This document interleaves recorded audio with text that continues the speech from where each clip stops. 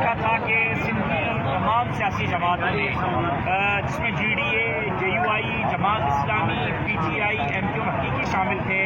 ہم نے آج دھاندلی زدہ اسمبلی کے باہر دھرنا دینے کا اعلان کیا تھا.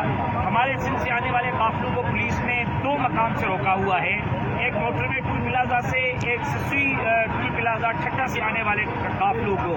ہم نے احتجاجاً یہاں شرح فیصل بند کیا ہوا ہے کہ سندھ سے آنے والے قافلوں کو راستہ دیا جائے، ہمیں پرامن طریقے سے سندھ اسمبلی کے باہر جانے دیا جائے. ہم اپنا احتجاج ریکارڈ کروانا چاہ رہے ہیں، لیکن ابھی جو ویڈیوز میں دیکھ رہا ہوں کہ جے ڈی اے کی خواتین کو گرفتار کیا گیا ہے، سندھیانی تحریک کی خواتین کو گرفتار کیا گیا ہے، کارکنان کو زد و کوب کیا گیا ہے، لاٹھی چارج کی گئی ہے، جے یو آئی کے متعدد کارکنان گرفتار ہیں. تو یہ کیا پیغام دینا چاہتے ہیں؟ ایک عمران خان کے خلاف آپ نے لاٹھی استعمال کر کے قوم کے اندر ایک نفرت کو آپ نے ہوا دی ہے.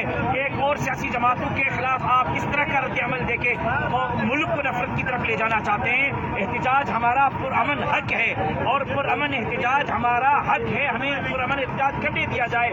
اگر آپ ہمیں سندھ اسمبلی کے باہر جانے نہیں دیں گے، ان دھاندلی زدہ اراکین کے لیے اسمبلی کے حال کو پرامن طریقے سے حلب کے لیے سازگار بنائیں گے، تو پھر ہمارے لیے یہی راستہ بچتا ہے کہ ہم روڈوں پر، راستوں پر بیٹھ جائیں، متنبہ کرتے ہیں کہ فوری طور پر ہمارا راستہ کھولا جائے، ہمارے قافلوں کو، تمام سیاسی جماعتوں کے قافلوں کو سندھ اسمبلی کے باہر جانے دیا جائے.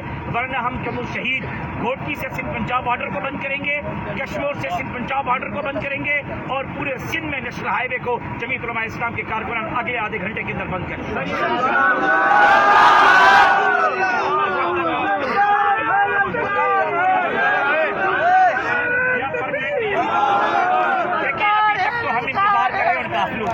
ان قافلوں کو چھوڑا جائے، وہ قافلے یہاں تک آئیں، یہاں سے ہم ساتھ مل کر اسمبلی تک جائیں گے. اگر ہمیں نہیں چھوڑا گیا، ہم نے شام تک کا احتجاج رکھا تھا، تو پھر اگلا لاہ عمل یہ ہوگا کہ ہم وزیر اعلیٰ کے حلف کے دن تک کراچی میں رہیں گے. صرف سندھ اسمبلی نہیں، وزیر اعلیٰ ہاؤس کا گھیراؤ کریں گے. وزیر اعلیٰ کو حلف اٹھانے نہیں دیں گے، وزیر اعلیٰ کو اس کی کرسی پر بیٹھنے نہیں دیں گے.